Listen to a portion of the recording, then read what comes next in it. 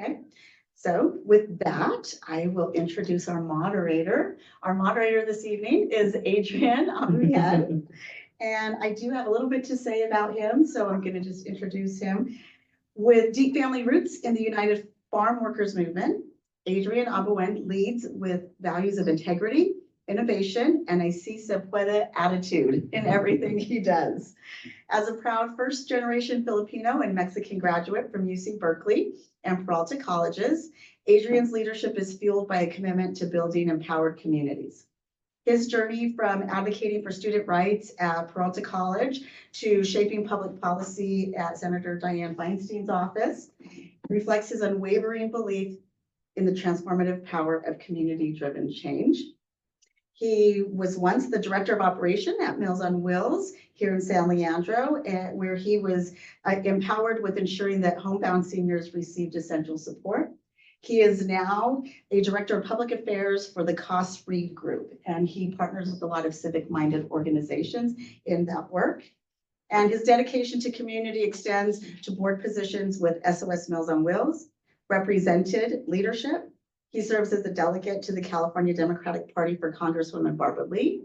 And he also is an alternate for the Alameda County Democratic Central Committee for California Assembly Member Mia Bonta. So we are thrilled and honored to have Adrian here. So everybody please welcome Adrian. Great, well, thank you for having me, and thanks to the Chamber for hosting this candidate forum. And so again, Adrian Abuen, it's great to see everyone this evening. And so before we get into ground rules, I also want to thank you on behalf of myself and the Chamber of this partnership for saying yes to public service. We all know it's really tough work, but we need great people to do it. And with that said, you know, it also takes a level of integrity and tenacity to continue on this work. And so thank you for saying yes to and joining us this evening. These are ground rules I'll go through, but I like to call them practices. And so I'll ask that you join me in practicing some of these tonight. And so the first ones are just that for an opening and closing statement, you'll have a minute to provide that. Each candidate will be asked the same question. And then for each question, outside of the opening and closing statement, you'll have 2 minutes to respond. We have our timer right here. We heard that Sophia will, of course, control the timer. So we'll make sure we observe those. When the timer goes off, you have about 10 seconds just to wrap up your statement. So don't feel like you have to cut it off right when it goes. In addition to that, we'll be starting. The order of responses to the questions will proceed starting with a different candidate for each question, but then we'll go in alphabetical order after that. In addition to that, we'll enforce time limits, and if you need the question restated, just let me know. I'm happy to do that. Some of the questions that will follow, some of the prompts are 2-part, and so I'm happy to repeat that. And then this is where I ask you to invite and just to agree to the rules tonight is that we practice not interrupting one another, and then also refrain from any personal attacks or charges, etc., and to really just focus on answering the question that's stated. And just a second reminder that will be recorded, so this will be available to membership. Our candidates for tonight, of course, right next to me is Fede Viveros Bolton. For those on Zoom, just repeating this for District 1. Represented by Ben Lee tonight is Brian Acevedo for District 2. Ed Hernandez also for District 2. Fred Simon for District 4. Dylan Bolt for District 6. And Robert Bolatow for District 6 as well. With that being said, take a deep breath. No, right. So the first person opening is up for our opening statement would be Benny for Brian Acevedo. Okay, well, thank you for having this forum, and I thank all of the candidates for running. Obviously, every single voice needs to be heard, and this is only going to make things better. Brian Acevedo has actually done a phenomenal job in the last 4 years. He's introduced a number of measures. He's focused on the anti-Asian hate, and actually there was not a rise in crime. And during the time that he took office, homelessness was actually increased because of COVID. And when they last did the numbers actually went down by over 40%. So the programs, not just only from what he's done, but also the council as a body has done an exceptional job. He wants to continue those efforts to better San Leandro, as well as focus more on building the economics of San Leandro. Thank you. And we'll go to Dylan. Yes, my name is Dylan Bull. I'm running for District 6 in San Leandro, lifelong resident, went to Garfield, John Muir, San Leandro High School. Graduated in 1996. Went to the military, spent 13 years. Been raising my family here in this city with my wife, Adelina, who I've known since the second grade. Graduated in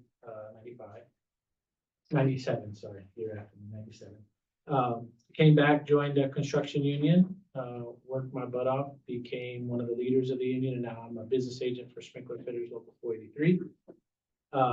Also, the last 8 years been on the planning commission, very proud of that work we've done here in the city, and want to continue on and help move us forward. Thank you. My name is Robert Bulatow. I'm running for District 6.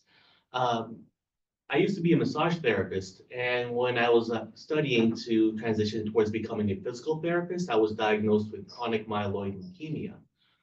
The only reason I had health insurance to get this covered and checked was because I had gotten married about 5 months prior to that.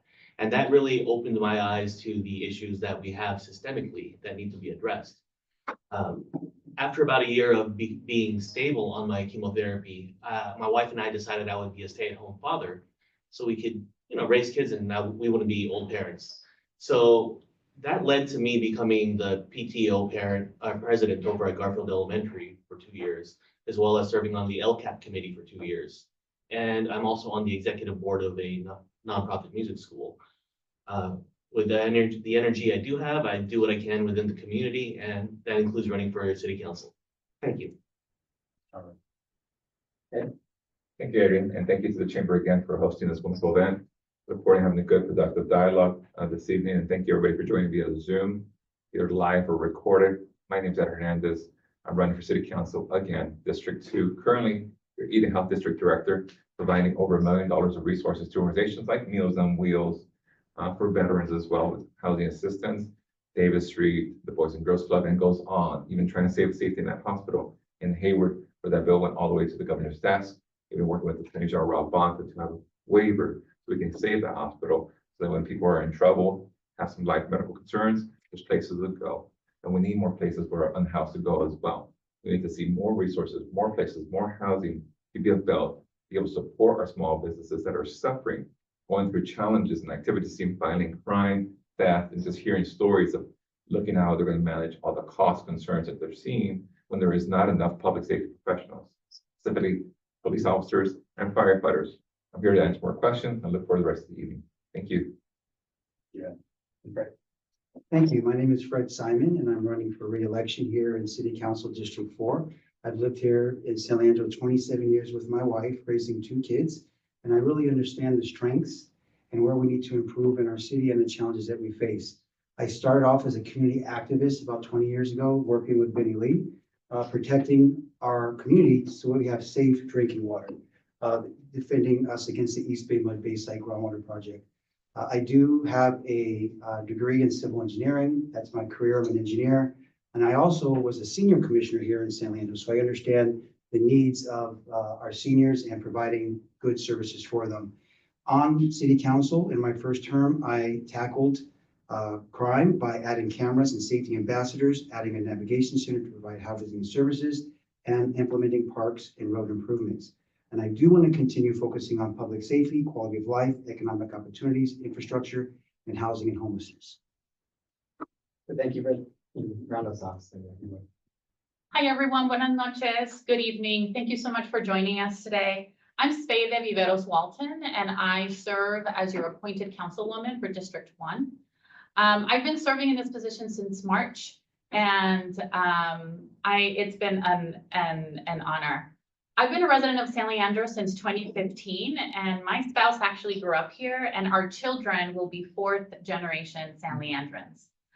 I have spent the majority of my career in local government and in the nonprofit sector, 12 years in local government, including serving as your communications and community relations director, and 8 years in nonprofit, serving folks who are low income and want access to education and economic opportunity. My top priorities are safety, community, and housing. And I just want to end my introduction by sharing with you and answering any questions you all may have. Thank you very much. Great, thank you to all the candidates for sharing a little bit about you. So we'll jump into our first question, which is focused on crime and safety. So I'll go with the statement first, and then let me know if I need to repeat the question after I say that. So the Chamber of Commerce surveys the membership every 2 years about their business concerns. Crime and safety remain the top concerns in 2024. As you know, the police department remains underemployed. As a council member, your role is pivotal in addressing the pressing concerns of our business community. That being said, what specific policies will you champion to reduce crime and improve safety, alleviating these top concerns? First person to answer, if you would, be Dylan.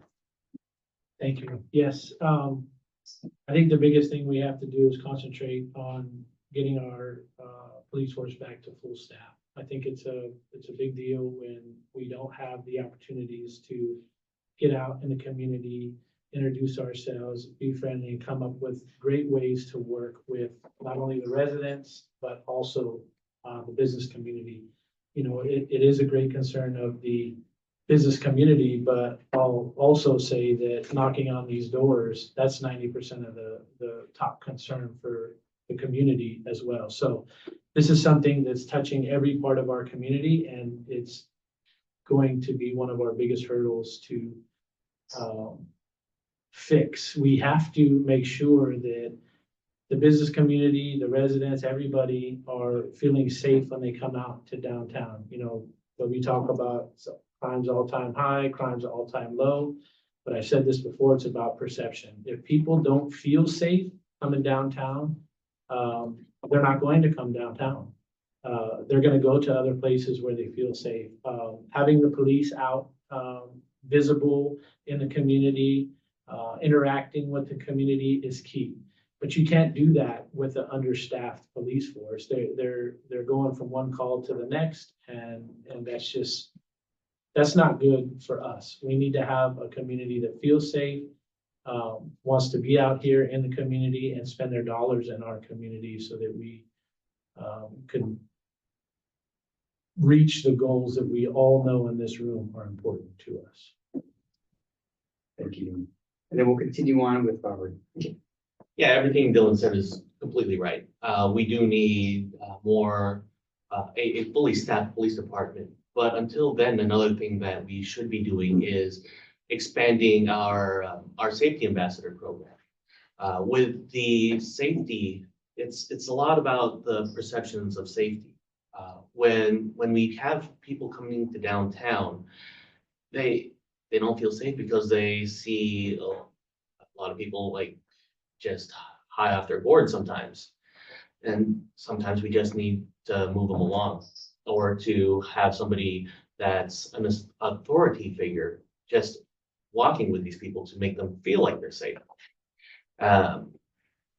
We do need to do other things, such as find ways to deal with the traffic situation on East 14th. Even something as, I want to say like speed bumps, but that is definitely not the place for it. We often see people on ATVs just speeding down there and doing wheelies and such. That does not make a safe and secure area. That really does kind of bring in a lot of that fear into people's hearts, because they never know if those types of folks are up to no good, if they're going to be exacerbating issues by bringing in the whole idea of speed, or the sideshows and such, which we have been seeing in other areas like in Marina. But I would say the main thing is building a strong community where people can take care of each other, as well as expanding the safety ambassador program. Thank you, Robert. You're welcome. We'll continue with Ed. Crime and safety. It's the biggest concern in reality. Crime is at the highest it's been in the last 27 years. We're down 30 or 40 different officers. We need to get back to full force, fully qualified and trained professionals, serving their community and doing more. I am the only endorsed candidate by Police and Fire. Move us in the right direction once again. Concern is just hearing the stories of people whose livelihood being impacted thousands of dollars being spent on repairing glass, windows, if they can afford to do so. We have to find a better way, really move forward with the small business grant program, freezing business license taxes. So when we can't have the resources to respond to crime, that we're there to support them as an institution. Because if there's not a full force police department, who is it to blame? It's to blame the leadership in this place or the lack of leadership. Having 25% turnover in City Hall, 6 different chiefs since I've been out of office. Finally, we have a chief that looks to stay. She's really excited about being here, focused on bringing forth the right candidates to be hired. In fact, she even let go of 2 different officers that were not a good fit. But we really need to focus on public safety as a priority, really doubling down on what we need to do to support our public safety professionals, because they're looking for leadership that trusts and support them, but also can hold them accountable. So it's critical that we focus on that and support small businesses, economic development, because when there is crime in spaces like Bayford Mall, they don't want to invest. It means it's not want to spend their money or invest their money here if they're going to spend thousands of dollars to repair broken glass windows. You see the frames being not repaired and people lying in the streets. What do they do? People want to step over those people? No, they want to help them. But at what point do you want to be around that space where people are just laying on the ground? Do you want to shop at your stores? Do you want to go into a grocery store that looks like you're going into the jail? No. You want to be able to get the product, feel comfortable and safe, and shop at Target if you'd like to. The reality is people are scared to do that. But we hope to move that direction and move it in the right direction. I'm committed to doing that. Over 13 years of public service in our community. I'm looking forward to getting back in there so we can move us all in the right direction. Thank you. Thanks. Thank you. Yeah, crime and safety, making it safer is a very high priority for me here in my 2nd term. My 1st term, a big priority was kind of the other side where we needed police reform, where our police, we were killing people. Stephen Taylor was killed in the Walmart after 40 seconds. Other people were killed in previous years, Anthony Gomez. We've taken care of that. We've solved that problem. Now we can move forward and tackle this issue. And this issue, I agree, we need more police officers. We do have to staff up. That is important, but it takes time. You can't just pull officers just off the street. There's training, lots involved with that. But in the short term, what I'd like to do is look at bringing in private security as a temporary basis. It can be unattractive to some. However, I've seen it work where I live in Heron Bay, Benny will as well. We had a major crime problem. We had a murder, home invasion, robberies, everything. We're a private community, so we hired our own security guards. Crime had just dropped. And I think we can do something similar in San Leandro, working with our unions, working with the police department, and other communities, I understand, do this. There's details, there's contracts, has to be worked out, but in the hotspot areas, bring in private security that can be the eyes and the ears. They don't have to be armed. They can just be the eyes and ears and call the police when it's really necessary, and then ward off the crime from happening in the first place. Safety ambassadors, I totally agree with. Getting the officers that we do have now out and more visible, get them on bicycles, meet people, meet business people, get out more. And then also sharing information with our residents and our businesses about the crime that is happening. So we know more. Where is it trending? Where is it happening? What type of crime? So folks really know, what's happening more. And then long-term, providing programs, job placement and youth programs and internships to help the youth. These bicycle gangs of kids riding bikes, hitting people, hurting people. I think one was even killed at Bayfair. Getting things for kids to do to be more proactive and productive in our community. Thank you. Thank you, Fred. Ms. Bailey? Thank you. So $2.7 million of the city's budget gets allocated to the police. And so really what we're thinking about is how do we use that $2.7 million to address the issues that you all are facing? I would like to propose that we focus on people-centered strategies, right? So as priority number 1. So some of my colleagues here at the table have talked about staffing up to the allotted amount. The good news is that we have the money budgeted for that. The bad news is that we need to rethink our hiring strategies to ensure that we're able to get people on the job as quickly as we can. The other thing is dispatch. So when folks call the police department to report an incident or either an ongoing incident or something that has happened, we want to ensure that the person picking up the phone is in San Leandro and able to dispatch a San Leandro officer. So again, people-centered policies. The other one is around data transparency. So we don't want to take a kind of chopper approach. We really want to take a scalpel approach here with that $2.7 million that we have to ensure that we're able to create solutions that are actually tailored to the problem. So that means data transparency. Data is like produce. It needs to be fresh in order for the food that we cook with it to be good. So the data that we get from our police department has to be timely, it has to be fresh, so that we're able to actually create solutions that address the problem. And finally, I do want to give some props to our economic development team, who has, last year, they started a grant program with small businesses doing security audits and doing camera audits. And from what I understand, our economic development team is looking to continue that program. Thank you for your time. Thank you. And we'll end this question with Ben. Can you repeat the question? Sure. What specific policies will you champion to reduce crime and improve safety, alleviating these two top concerns? So, Brian and I actually talked about this, and we talked about the national discussion because right now it's not really cool to be a cop. And that's one of the reasons why we have a challenge in terms of hiring. The last time there was a report, we have 86 foreign positions, 28 of them are basically vacant because that recruiting is really challenging. So when Brian first got into the office, he actually focused on crime as an issue. So he noted that there was a lot rise in Asian hate crimes. He charged the police chief to basically produce a report to look at what the numbers were. 1 year over 2019, the increase was 267%. He challenged the police chief from the dais, basically asking what are some of the strategies that we can apply, and they focused on the strategies and it actually worked. The following year, he asked for that same report. There was not a rise in Asian hate crimes, which is phenomenal. On top of that, our adjacent jurisdictions had a 600% increase. So working with the police chief as well as the department to focus on those strategies worked. He also tried to focus on the debate cards, but he wasn't able to get enough of a majority vote. So the debate cards didn't go in. The Safety Ambassadors is an excellent program because currently in the downtown, Oregon Mac Rose runs the San Leandro Improvement Association.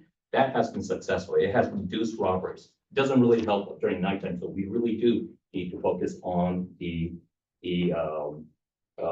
nighttime issues and get more police.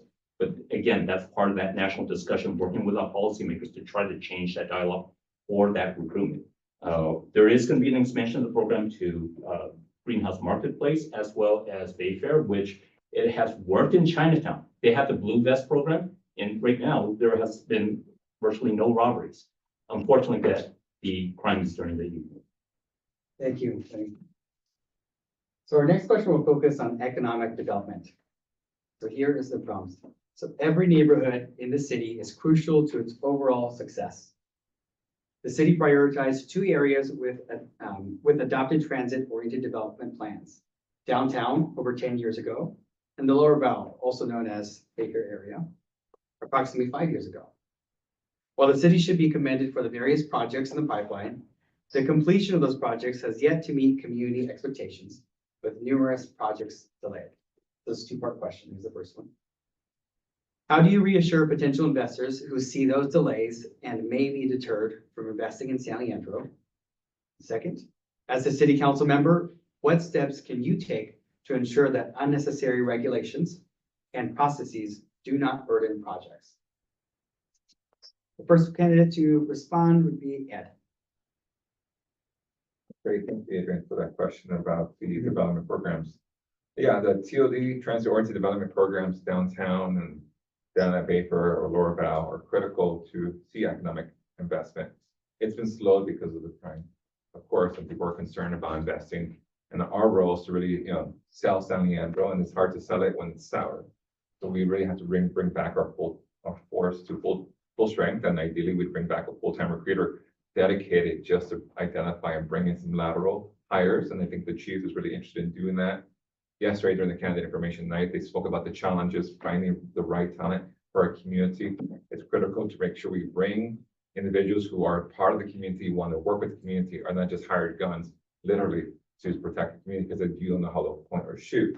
We want to have well-qualified individuals protect their community, being part of the community, so that way we have results and that people feel comfortable and the crime going down, then we can see more economic development investment, not only into Bayfair, but also down at the marina. Now that we've seen that plan there implode, we also see Kaiser as another opportunity that has been many years in the making, but we got to focus on those opportunities to bring those dollars in, have some good wins.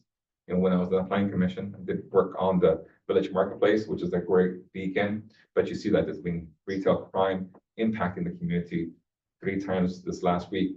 Cars being rammed into different stores, like the Nike store being blighted again twice in the last few months. Another community, another store, small business at Pelton also being robbed twice and losing thousands of dollars. So if you hear these stories of constant crime, people want to invest. So we got to do it right. Priority is to focus on public safety, changing the perception to the reality that our community is safe again. And you have leadership focus, not on personal projects or agendas, really on what's the basics: public safety, infrastructure, housing, and economic development, supporting small businesses, which the chamber has a lot of members on, and they depend on the chamber to advocate and lobby for the success of their business.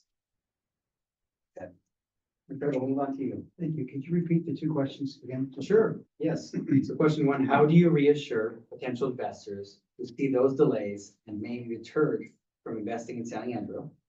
Second, as a city council member, what steps can you take to ensure that unnecessary regulations and processes do not burden projects? Okay.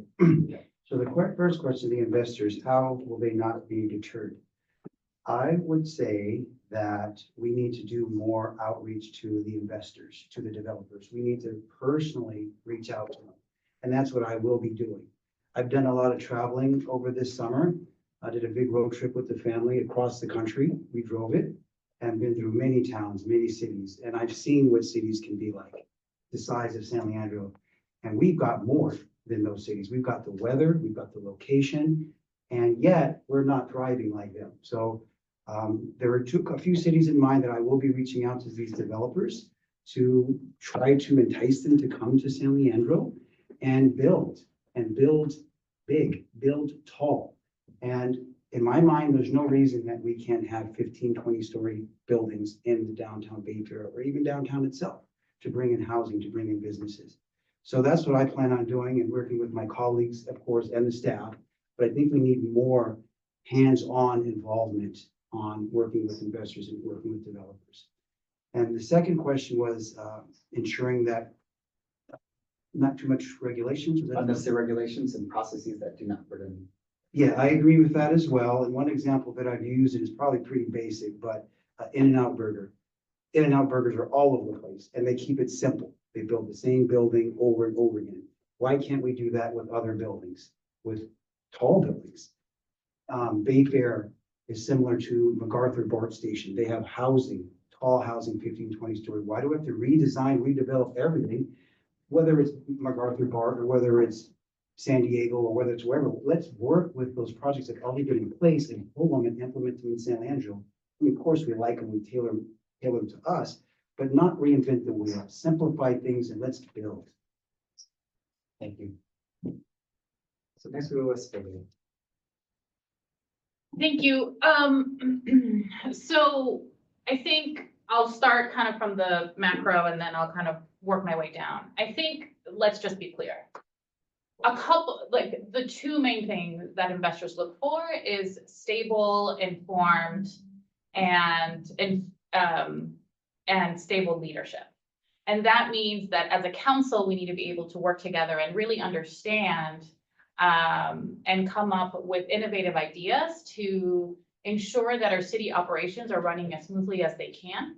So that what the first interaction that potential business owners have with us is really quick and informed staff that are able to address their concerns, but also be able to speak to any one of us on the city council and that we are informed about what is happening in our city.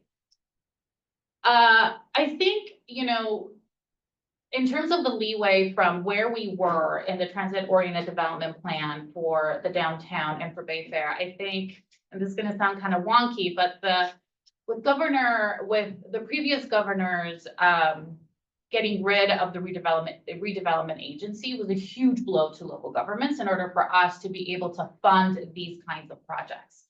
So I think we need to work with our state partners and our state lobbying organizations to ensure that we continue to have the support from the state to be able to build and to be able to have the funds that we need to be able to create this kind of movement. And we have to support our local business owners from idea creation to the time that they open their doors. It's a long time, and I empathize and I understand that when you come to the permit desk, you may have some hurdles. And so our economic development team is committed to ensuring that that time is left. And I will answer the rest of the question with the next question. So, thank you. Thank you. And I'm gonna grab some. We'll move on to the campaign. I'm gonna start with the second question about necessary processes, because that does exist. We're still doing a lot of business as usual, and, you know, to start off with, I know that Brian actually had to work with a number of businesses that had challenges with the permitting desk. Fortunately, we were able to push those through and start with, one of them was an educational business, and they really appreciated that. Another of them was actually a nail salon. There's I think about 75 businesses that Brian currently works together with. So working on that permitting is very important. And one of the things I shared with him is Sunnyvale actually has a very streamlined process. We should learn from some of those best practices and model those best practices, at least pilot them, so that way we can streamline the desk and make it easier for businesses to actually move through and get started. When we're talking about reinsuring investors are looking for a market. One of the things that we did downtown many years ago was the tech building. Those two tech buildings actually brought in a lot of business because the tech workers back then spent an average of $250 a week. Today, they spend more than $500 a week. We want to make sure that we create those ecosystems, right? If we don't have the market and ecosystems that the tech environment likes, they're not going to come in. We want to make sure that we bring in that type of workforce. We need to bring in an ecosystem so that the investors are reinsured. Now, Brian knows that I worked in banking for 25 years, and I always talk to him, you don't focus on the developers, you focus on the investors. And right now, the investments has dried up quite a bit, but they're still out there. And now they're looking for a higher capitalization on the rates. So it's more expensive right now for developers to actually develop projects. If you have that ecosystem, they're willing to invest less. Thank you, Vinny. We'll move on to Dylan. Can you repeat the question? Sure, yes. So the first part is, how do you reassure potential investors who see those delays and may be deterred from investing in San Leandro? Next one is, as a city council member, what steps can you take to ensure that unnecessary regulations and processes do not burden projects? Thank you. That's a great question. That's a lot. First, I'm going to say, as a planning commissioner, I'm very proud that our planning commission is ranked #1 in the Bay Area and 4th in the state. And that was just released last month. And that shows that we're doing everything we need to do from state mandates on development. I'm proud of that. But I also know that working in the development world for the past almost three decades now, sometimes our best laid plans go awry and we create ordinances or we create some type of policies that hurt us. And the state recently has created things like SB 33, which was a development process that would allow developers, if they check boxes, to skip by all of local government to build projects that the state deemed necessary. So we have to be wary of that. We have to understand that. And we have to know that as we're putting policies in place, those policies are policies that benefit our community, but don't hinder development that will come, because then you have no say. And SB 33 is a great development tool for somebody coming in, and it's not necessarily a key grab for investors, but it is something that takes our voice out of it, and I don't want to see that for our community. And then lastly, and I'll be quick with this, how do we get people to buy into the system? How do we, we have to be the number one cheerleaders if we want investors. We have to be, as a council member, we have to be out there in the community talking about the great things that we are doing, making sure that anybody who hears us or is around us knows San Leandro is a place to come to and a place that they can thrive. And Robert, why don't you conclude us on this question? And so to reassure potential investors, it's about creating that little bit of a culture shift and showing them how great San Leandro can be, in my opinion. If we're able to show them that this is a thriving community, even with all these delays that we're having within our development projects, we can keep them interested. If we're able to keep them interested, keep their interest peaked, keep their eyes on the prize, that can also help us with getting more developments, such as maybe something in downtown where that's right by that 222 Davis, where we have that big old abandoned area. With that vacant building in that area, there's a lot we can do. We can bring in more family-oriented businesses, like those trampoline houses for kids that are very popular right now, or even like a sports hub for pickleball, because that's something that's really big. What we can do is just make them understand that it is a prime location and it's worth the wait. We have BART right there. We have the BARTs over at the Bay Fair and downtown. We can continue to develop in those areas. And one thing that'll help would be to streamline the process. If we're able to, I had my notes here. Yeah, if we're able to fast track approvals for small businesses, maybe reduce fees and startups, even give them some tax incentives. Those are other steps that will help with streamlining. Thank you. Great, thank you, Robert. So our next question focuses on effective governance. The prompt is thriving businesses drive community improvement. Both of these elements require effective governance, accountability, and fiscal responsibility. Businesses and homeowners contribute to a large percentage of the city's tax base. Recently, the city proposed increasing the stormwater fee to address storm drain infrastructure. Voters rejected this proposal partly because they perceived it as an unnecessary tax as they deal with high inflation and a lack of transparency. Question: how would you increase transparency to increase taxpayer confidence? And what would you do to ensure San Leandro is fiscally solvent without businesses and residents shouldering the responsibility with another tax increase? Keep the question. Sure, yeah, it's two-part. We'll break it our first part. I think we all need it. Absolutely. So the first part, how would you increase transparency to increase taxpayer confidence?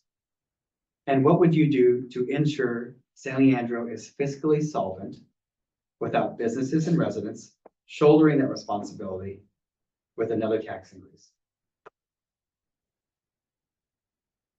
First person to respond, we all set? Okay. If we could, it would be Fred. Okay, so how to increase transparency with our businesses and our residents? An issue that we have in our city, and this has been going on for decades, is we really don't present what the true costs are to run a city and what the true costs are for infrastructure. Out there in the streets, front of your house, your business, wherever, I'm a civil engineer, so I deal with this stuff all the time. There's pipes underground, there's gas lines, there's water lines, there's electrical lines, and it's usually out of sight, out of mind. And until it breaks, then we'll deal with it. But that is the expensive way to do it. It's much cheaper and much more cost effective if you plan for that up front. But unfortunately, a lot of people in politics don't like to talk about raising taxes or finding other ways, the second part of the question, find money. But it is important to pay for that infrastructure. That's what that tax initiative was. It hadn't been increased in, I don't know, 15 years or something. So it's important to pay for infrastructure. It's going to cost a lot more later.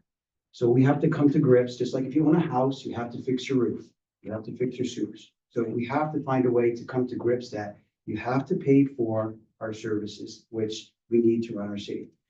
Second part is, what can we do besides taxing? We can find efficiencies.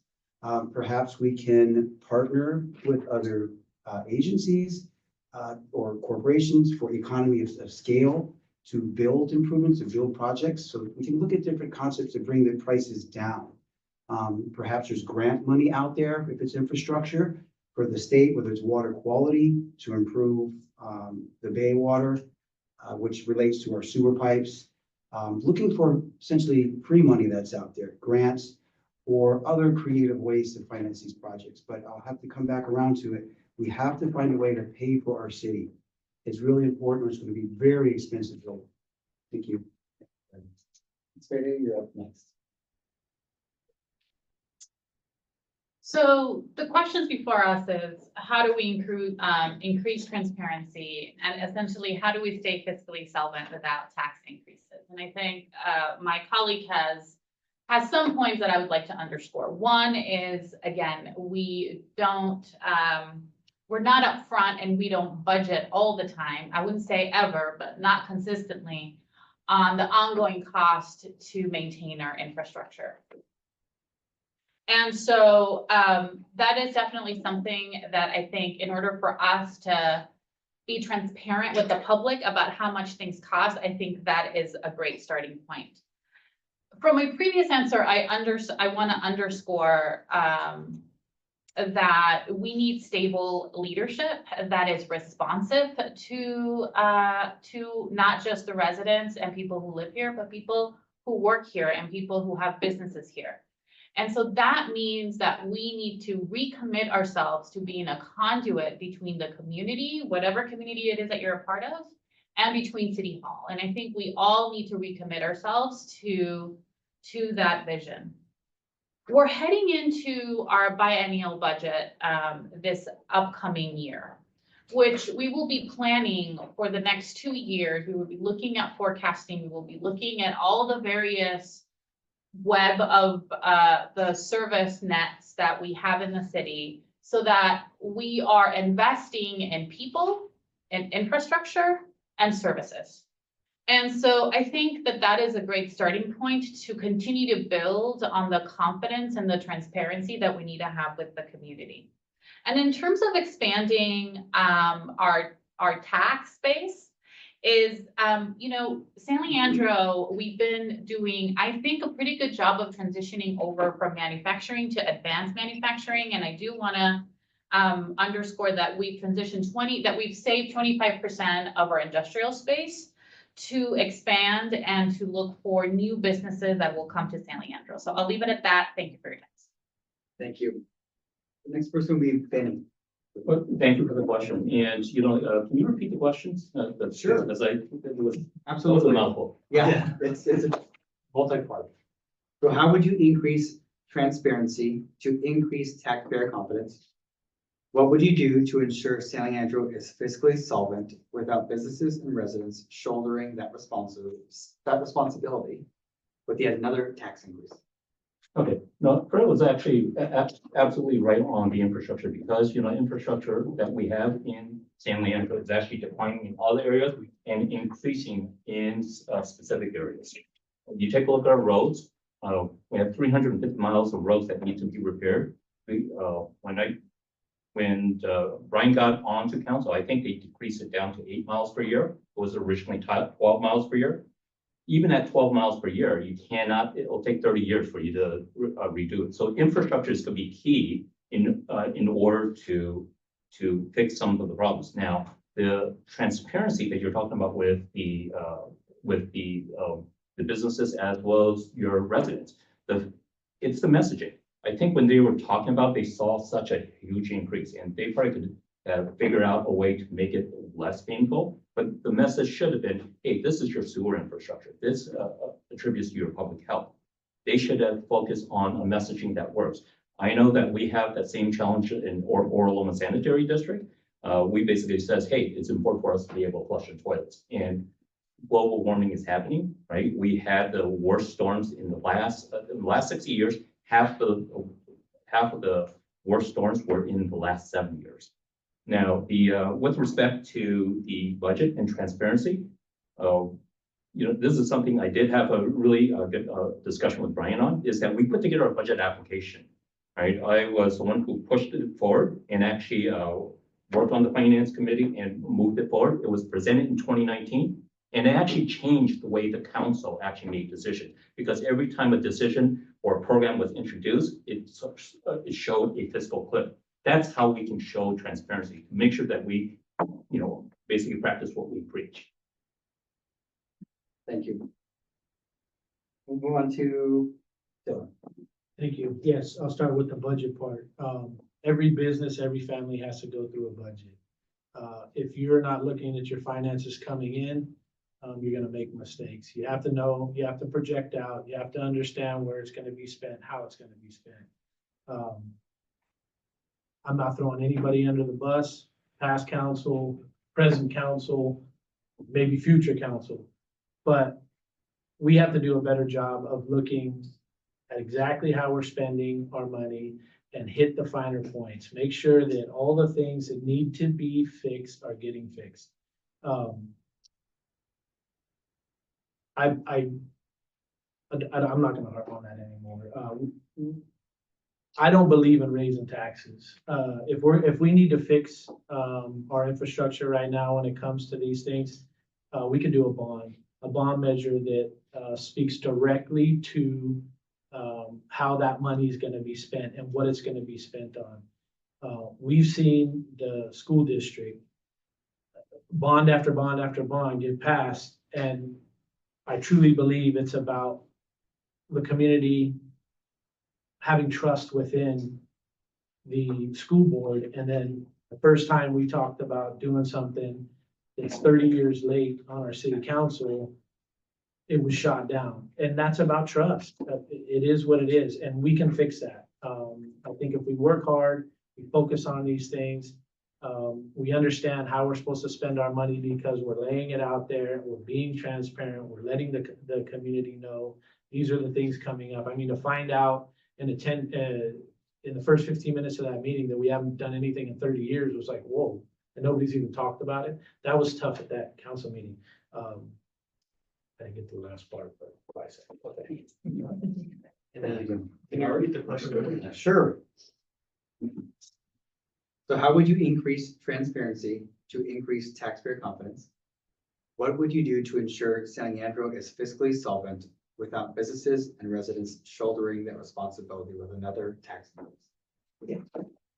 So with transparency, we do need to, well, we have been doing a pretty good job at these city council meetings. I've noticed of letting people know here are the issues, like with the stormwater drain.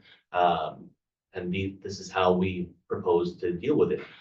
But we also want to make sure that it's easily digestible for everybody else.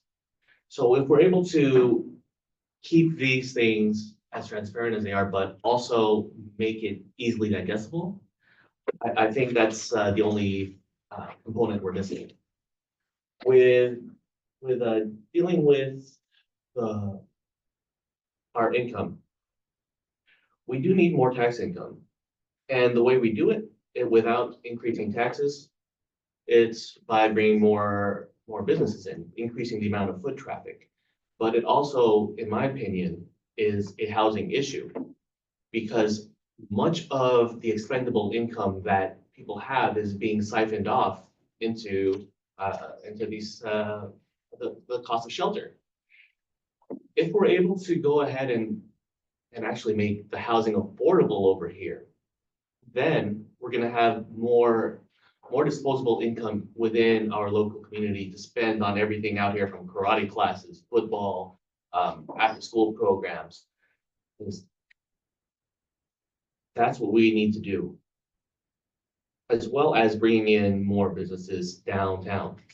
If we're able to increase the amount of foot traffic and really utilize the BARTs, BART areas. We can go ahead and increase the amount of foot traffic and business that all this retail sees.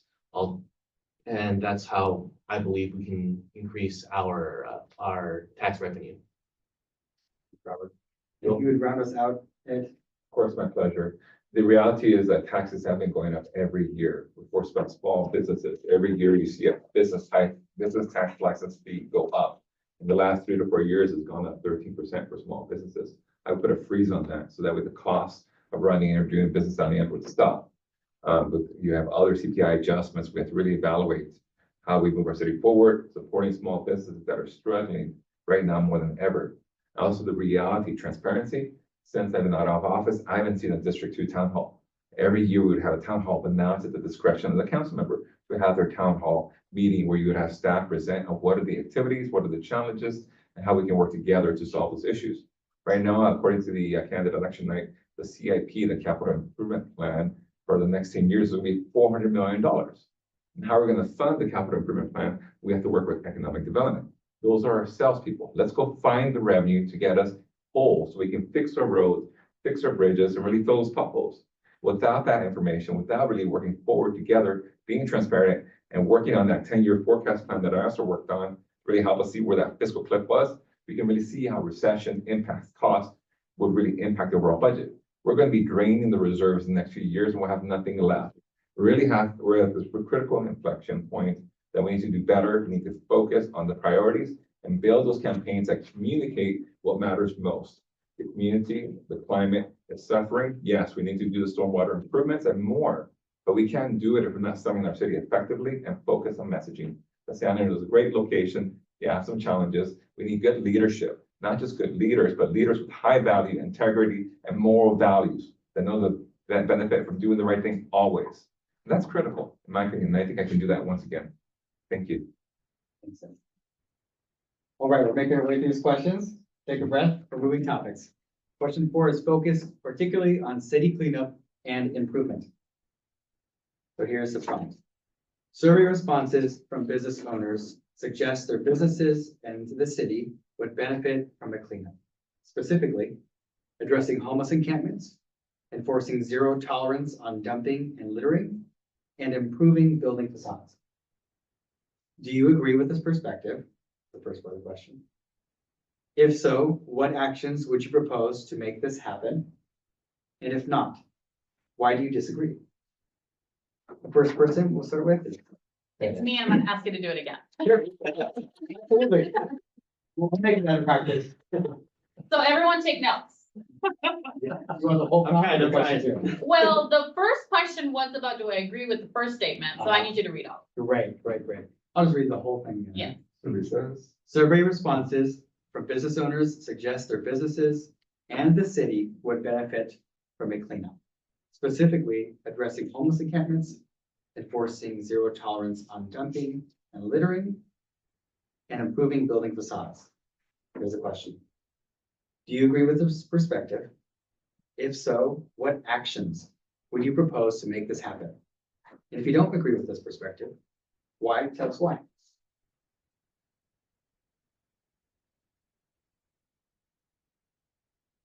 Okay. So I do agree with the perspective of, and I think that this is generally held across the city. Everyone wants a clean, safe city that you're proud to live in, that you're proud to work in, and you're proud to own a business in. And homelessness in San Leandro has actually gone down. And again, we have to keep looking at data to ensure that people's perception of the problem is actually the problem that's in front of us, right? We have launched a new 311 system, which is essentially a customer service app where people can submit requests for cleanups in public streets or public areas.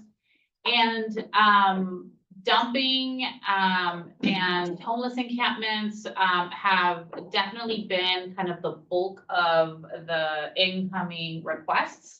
And I'm really proud to say that the city has done a really good job of cleaning them up quickly even within 48 hours of them being reported in the public right of way. Now, improving the facades, I think that continues to be a priority for the city. I am so excited to go through the west part of town over by the new Sing Chong market, and that whole new facade of that whole market has been just refreshed and it looks beautiful. And it is just an incredible place to shop, and I think it brings people in. And so I definitely would support including this in our budget. And so in terms of the actions is in our biennial budget, continue to invest in ensuring that we have the people we need to provide the cleanup and the services to keep our city clean and habitable. And also to do all of the amazing programs that our economic development team and the city at large have been doing, like improving facades is just one example. Thank you. We'll continue on with Betty or Brian. So I know that Brian absolutely agrees, right? I actually, prior to running for office, he actually started a cleanup program where he was cleaning up, doing cleanups twice a year, and he increased it to 3 times. And in 2019, 2020, he increased it to 4 times. So that is something that he absolutely believes in. The challenge that we have, obviously, with the homeless encampments was affordable, right? And of course, recent Supreme Court case has changed that. But we still have to do it humanely. And this is something that Brian believes that we need to do things humanely so that everybody has the ability to rise. With respect to the building facades, he absolutely agrees with that just as well, because there was a program that the city had many years ago. I think we stopped funding that program. We had to find some additional funding. I think the area that he said that he was more focused on was embracing our diversity. He noted that, hey, the last census numbers, we got 37% different Asian Pacific Islanders in the city. They're trying to open businesses. Those were the businesses that had troubles with the permitting. And he wanted to make sure that we embrace those businesses because they create that type of ecosystem. These are the folks who want to open businesses, and they'll stop opening their businesses if they find challenges to opening. And that's he's been working with a number of these businesses. Over 75 of those businesses have reached out to him and thanked him for the work that he's done. The cleanup is definitely something that we need to do. The San Leandro Improvement Association, Brian was just talking about that. He wanted to commend Morgan McRose for the work that she has done on both the safety as well as the street cleanups, because that's how you create a system that's going to be great for folks that come to visit. Thank you. And Dylan? Yes, first off, I think all of us would agree San Leandro could use a good deep cleaning. We got some beautiful places here in our city, but unfortunately, we've ran into this point where we've got a lot of homeless, and you know, for whatever reason, we need to deal with it humanely, but the process of doing this, it can't hinder the businesses that are trying to do business as we wait to work on this problem. And we have laws or ordinances, but we're not enforcing them, unfortunately. And we need to get back to that. We need to make sure that the businesses feel whole, that they feel like they have a clean place to invite public in and not feel uncomfortable. I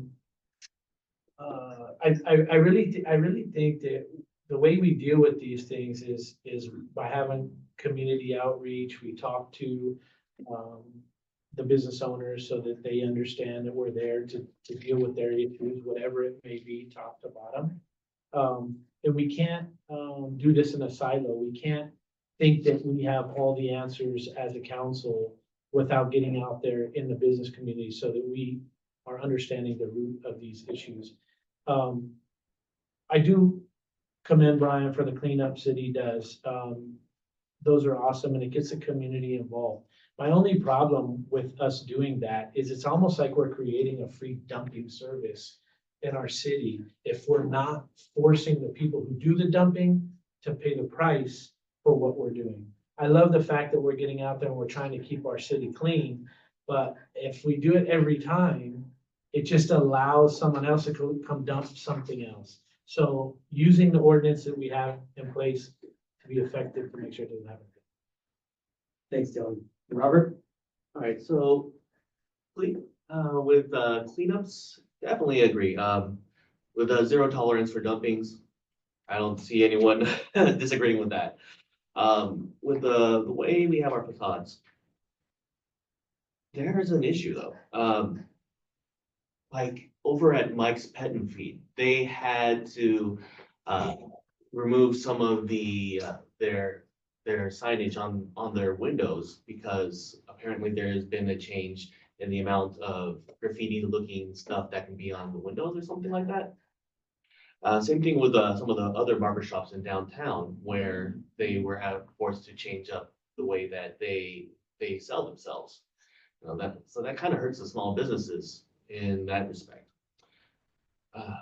They also had to take down their flags as well as some of their post-up signs. So I'm kind of on the fence on that. With the homeless encampments, we have empathy, but we also have boundaries. We don't want to stigmatize people for trying to survive in this harsh world. But we can't have them in front of these businesses, which ends up hurting them and ends up hurting us in the end. So yeah, sometimes we just have to ask them to move along. And right now, especially with way Gavin Newsom passed that homeless ordinance or bill, it's really in its own world right now. So I do like what Brian was doing with the community cleanups. And I have to disagree with Dylan on this point. I don't think people are just using it as an excuse to dump. Because for the most part, we're just cleaning up things that have already been there or washed up along the marina. Thanks, Robert. We'll continue on to Ed. Sure, thank you very much. Cleanliness is important.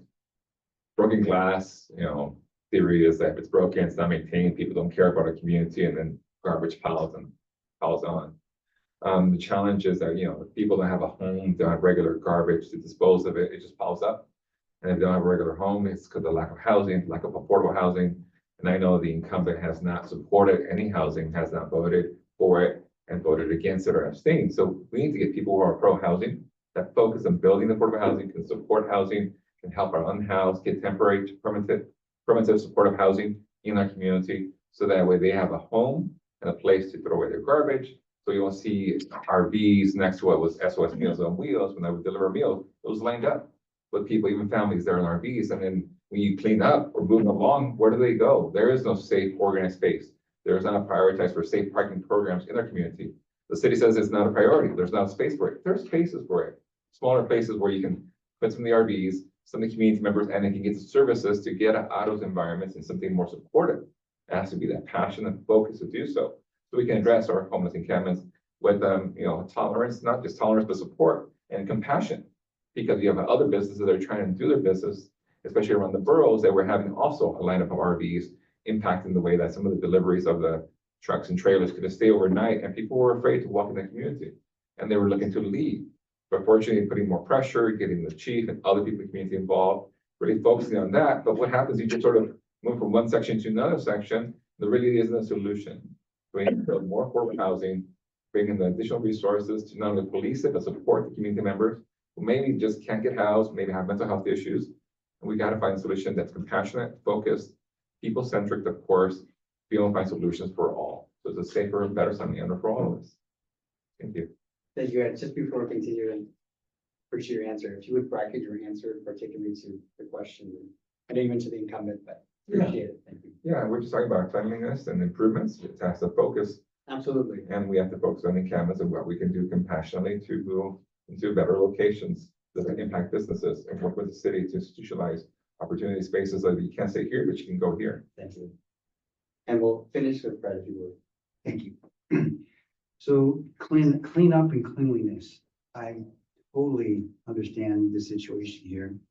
And as I mentioned, I've traveled throughout the country. I've seen some very clean cities and some very unclean cities, and trying to understand what's happening here. Why is this happening? And I think that's what we have to do is kind of get to the root cause problem. And at the marina, for example, and this goes to saving money and saving tax dollars, at the weekend of the marina, there's trash everywhere. Guess who cleans it up? Our city staff. It's like Groundhog Day. I asked them, you got to pick up people's hot dog wrappers and things. And this is what we are paying for as taxpayers. How ridiculous is that? Absolutely ridiculous.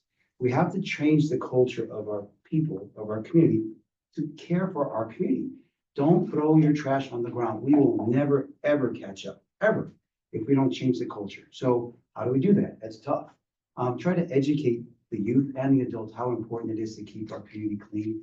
It goes back into the safety issue. If you have a rundown neighborhood with trash, then the bad element comes in. So working on ideas to change the culture, but also the carrot and stick approach. We've got to find people too. There's a point where you can talk and talk and talk, but if you keep throwing trash on the ground, you will get fined. I've seen $3,000-$4,000 fine signs in other parts of the country. Why don't we have that here in San Leandro? Yes, you have to enforce it. I got it. But we need the carrot and stick approach.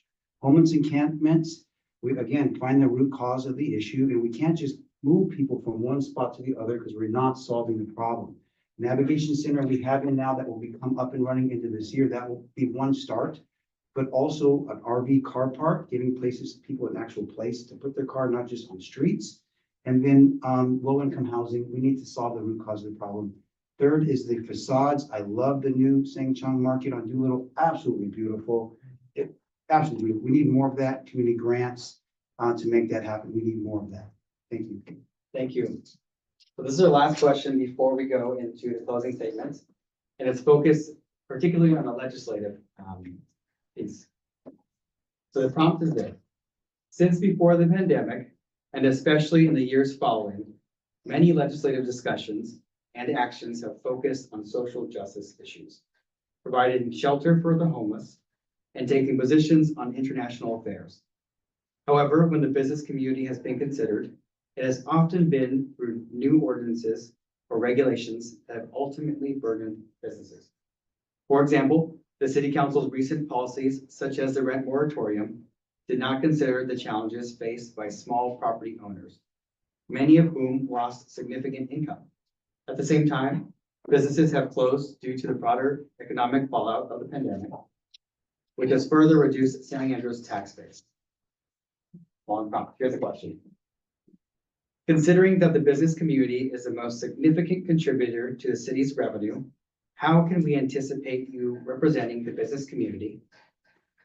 Second part, how will you advocate for economic growth and vitality?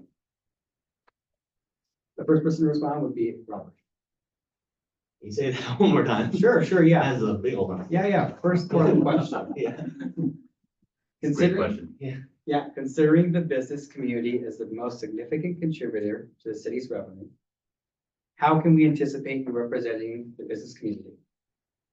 Second part, how will you advocate for economic growth and vitality? So to represent the business sector, we do have to focus on each businesses within our own district so that we have an idea of what their specific issues are. We need to be able to focus on our own areas. Like for me, I would be focusing on what's going on at the Davis Tract or over at Sangchong, either me or Dylan, that is. We have to be there to talk to them and have those meetings with them, like even if they're just town hall meetings, maybe bi-monthly or something. But in order to represent them, we actually need to listen to them. We need to hear them. We need to be in the same room with them. See, to advocate for them, yeah, I mean, that goes along that same route. We have to listen to them first. We have to figure out what their problems are and let them know that, yeah, we're on their side. That's why we're elected to these areas. We don't want to make any of these businesses feel unwanted. We want them to feel like they are being heard, because that's how we're going to grow as a community. We want all these small mom and pop spots to have their voices heard and have their issues addressed.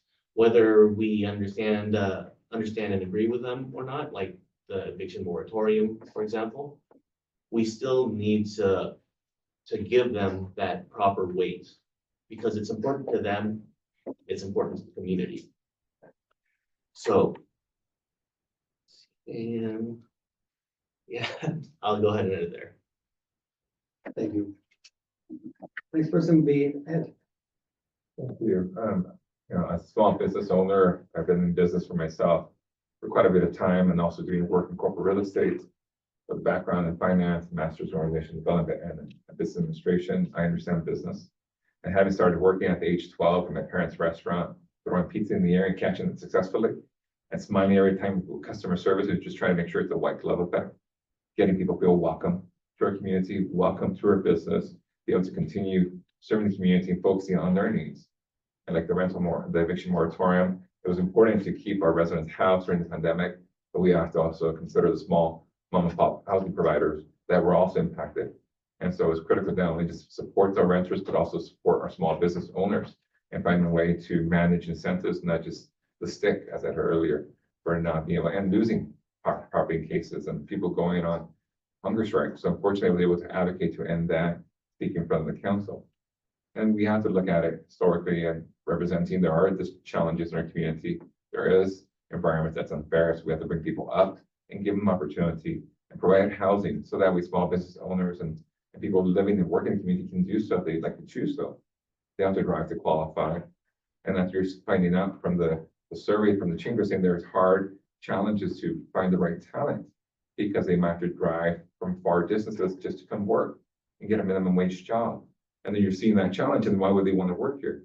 At one point they say, well, who's going to be doing some of the heavy lifting or helping small businesses out? I mean, I had lunch today at the Nick the Greek and great environment, mom and pop, their establishment, great people, good people providing service, and they have to pay them well. Other places, minimum wage would be nice, but then you have to work 10, 12 hours to survive. And maybe you're not in a great place, you're not living. You're living next door to a violent neighbor, which is what another story I heard today. Just afraid to live there, but that's the only place you can live before they move. Who's going to support that small business?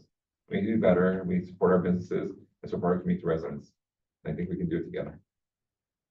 Thanks, Ed. Thank you. Can you repeat the question? Sure. Question is, considering that the business community is the most significant contributor to the city's revenue, how can we anticipate you representing the business community? And second, how will you advocate for economic growth and vitality? How to represent the business community. I think one of the most important things is supporting the Chamber of Commerce. And I've been to some events and some meetings, and I can go to more. And I will commit to doing that, to being more involved and participating more in chamber events, because that's where the information is being transferred and the knowledge is coming from the business owners. So it's really important. And I support the Chamber of Commerce, and I really want to get more involved with the events that are out there. And then also more one-on-ones with the businesses, just getting out and walking and talking or riding my bike and just asking business owners, how's it going? You know, what's going on? What are your concerns? And I will do more of that. In the manor, that's my area, my side of town. I'm getting to know the business owners there. I just got all their phone numbers and all their contacts so I could have those type of one-on-ones with them because we want to improve our little manor shopping district there and bring more vitality. And how to advocate for vitality would be, we need to infuse either money somehow, whether it's grant money to improve the facade like the new Cheng Market, or whether it's beautification, or bringing plants out in the front, potted plants, or just making it more attractive for customers to come in so that they'll shop. I understand a lot of people leave San Leandro to shop. They go to Castro Valley or even Hayward to shop, whether it's because they feel safer there or it just looks nicer there. So we really got to get it looking nicer in San Leandro, and we have to get it safer in San Leandro. And whether it's safe or people, I think I heard before, they feel safe. And that's where I want to go back to getting officers on bicycles, getting private security, not to replace permanent officers, just to fill in until we can staff up. And really getting our city feel safer. And I think that will help our businesses out a lot. Thank you. Okay.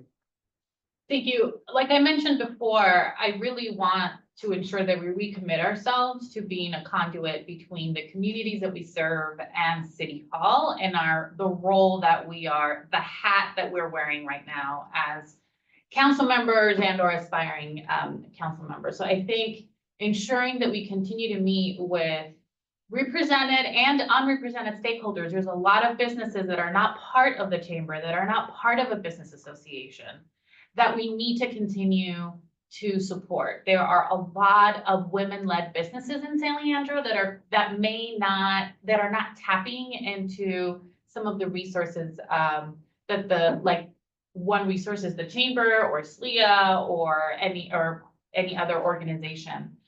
And I think when we talk about economic growth and vitality, I really want to underscore that for whom. And so again, I want to underscore that I am focusing on people-centered policy, that when we are talking about economic growth and vitality, we are also bringing people who are living in poverty up through high-paying jobs and good businesses and good industry that are paying folks a livable wage. Our median income in San Leandro is $97,000. However, we have 13% of our population that lives under poverty level at $25,000 a year. So again, economic growth and vitality for whom?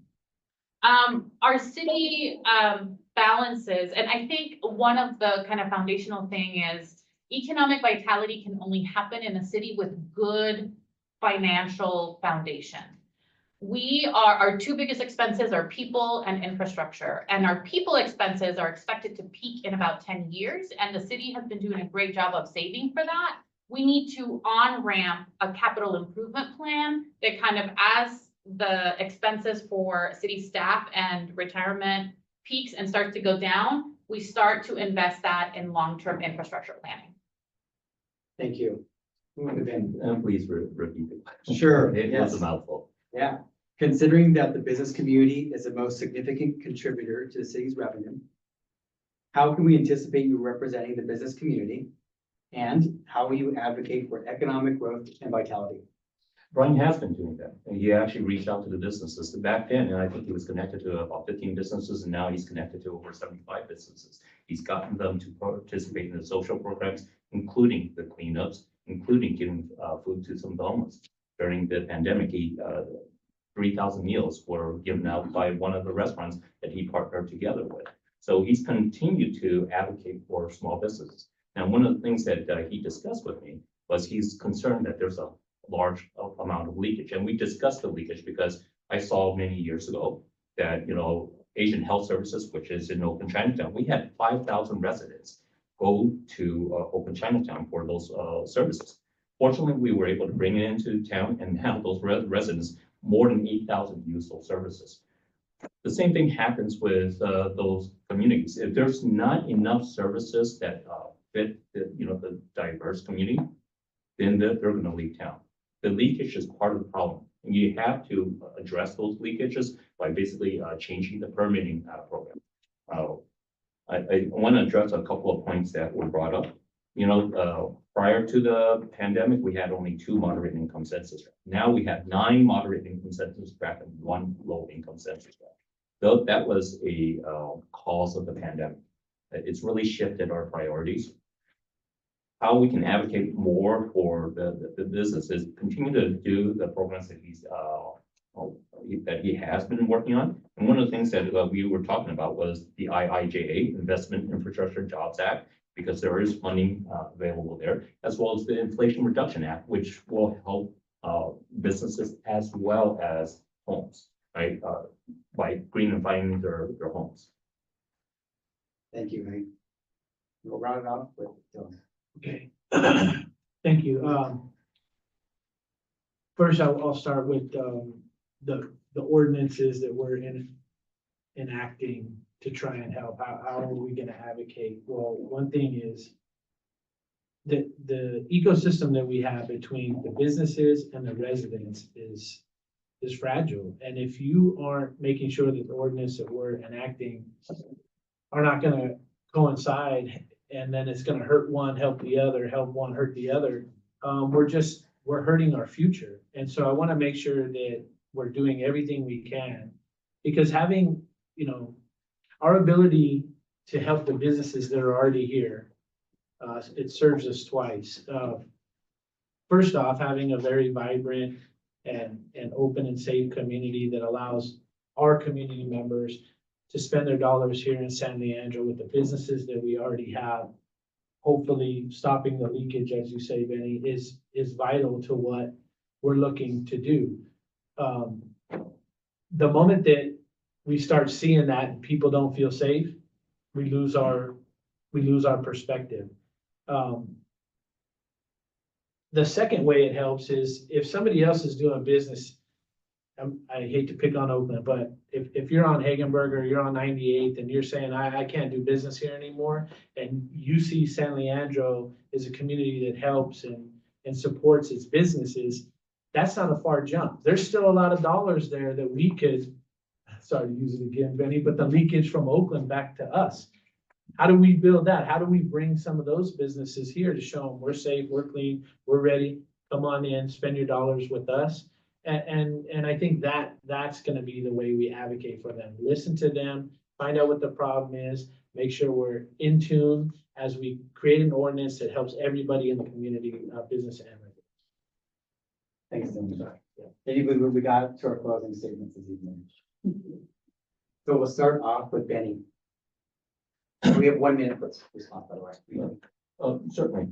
As I noted, Brian has been working at this and he's actually grown quite a bit as a policymaker. During his first year, I quantified the work that he did was 4 times more than most folks do in their first 4 years.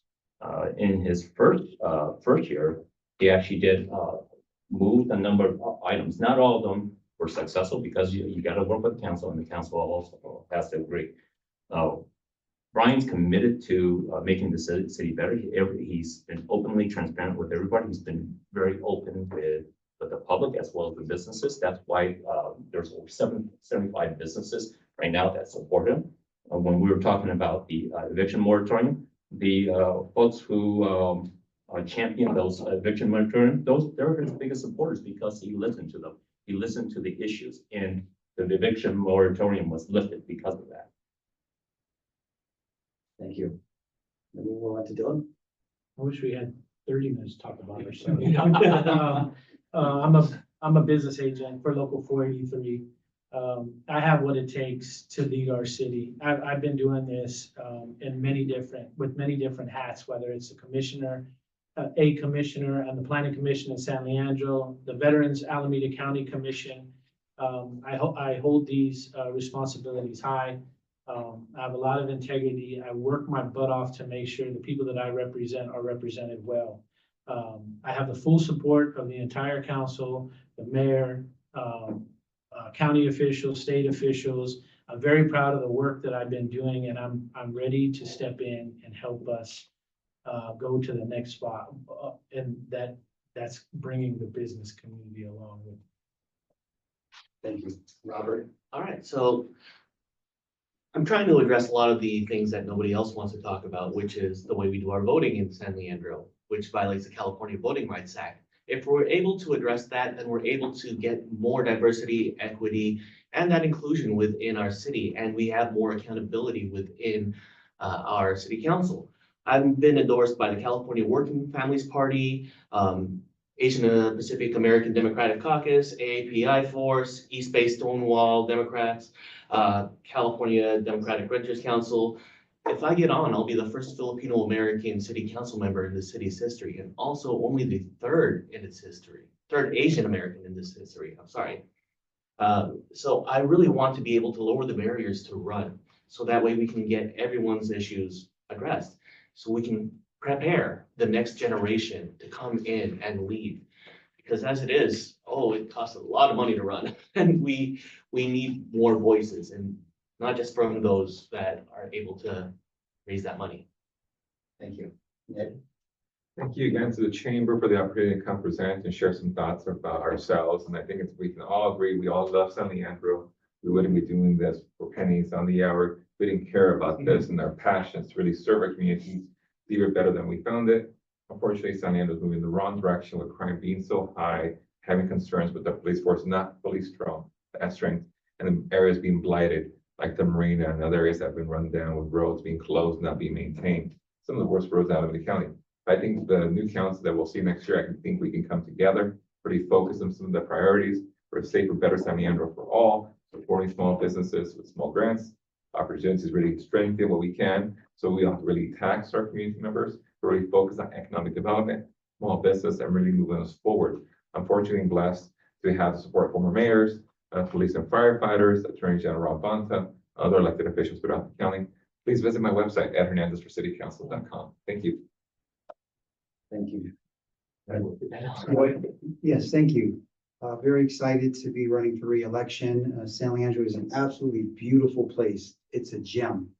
Like they say in real estate, location, location, location, is that's what we have here. We are at the center of the bay. We have 2 barge stations, mountains, shoreline. You can't beat it.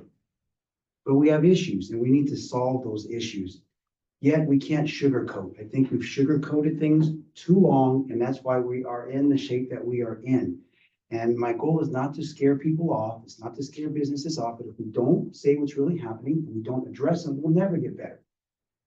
I'm going to face these issues head on. Public safety, expand programs to reduce crime, quality of life, expanding senior services, mental health issues, economic opportunities. Here we hear with the businesses. We got to bring in more jobs. And I heard before, not just tech, but other jobs that don't require such high education, but good paying jobs, and then housing and infrastructure. Thank you. Thank you. Let's say if you would run this up on this. So first off, thank you to all the folks who have stayed with us this whole time. We really appreciate your time. That is one of the most valuable things we have is our time and our attention. And you are all here with us tonight. Thank you so much. We deserve the best for San Leandro, and I want to continue to be an unwavering advocate in addressing the pressing needs of our city.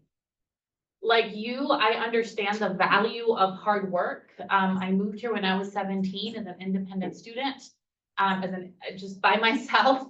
And I am so fortunate to be in the position that I am today, representing all of you. My priorities will be community safety, smart economic development, and housing.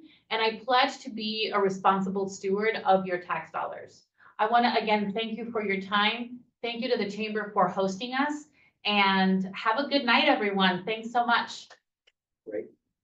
And then that concludes our PCR. I just want to say thank you again to the San Leandro Chamber of Commerce for working mindfully with your membership and with your board to craft these questions. I just got to the fun part of moderating this evening, as I said before, and to the candidates, thank you for giving your time. It means a lot that you would actually come here and share your perspectives, your ideas in an uplifting way that really pursues solutions. And it would be remiss if I didn't bring out the organizer to say, what is the call to action this evening, right? And this is particularly to our members and our audience who's on Zoom. And that is with ballots coming to mail next week, of course, to remind your family, friends, and colleagues to cast their vote, and perhaps even reference this recording that you can share with them so they can make an informed decision. And there's a saying that many of us know, when we walk, we win. So if you want to take it further, taking to the pavement and knocking on doors for the candidates that you believe in. It's an honor to be with you this evening, and thank you for your time. And thank you for everyone for running, because you know what, it's important for us all to have that voice. Thank you. Thank you for being here. Thank you.